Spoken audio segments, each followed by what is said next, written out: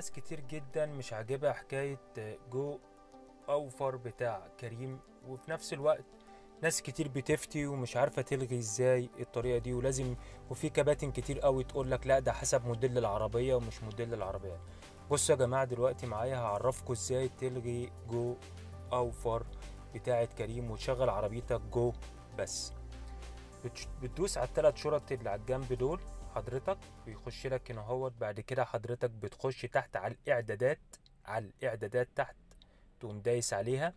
بعد كده حضرتك بتخش على حاجة اسمها نوع الحجز، تمام.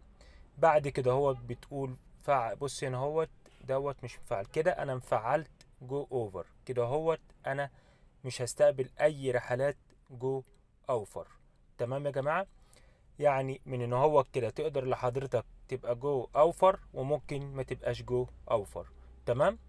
بعد كده هو بتشغل الابليكيشن، كل الرحلات اللي بتجيلك، كل الرحلات اللي بتيجي لحضرتك بتبقى جو بس. شكرا ليكم وتحياتي ليكم، ويا رب دايما بالتوفيق للجميع.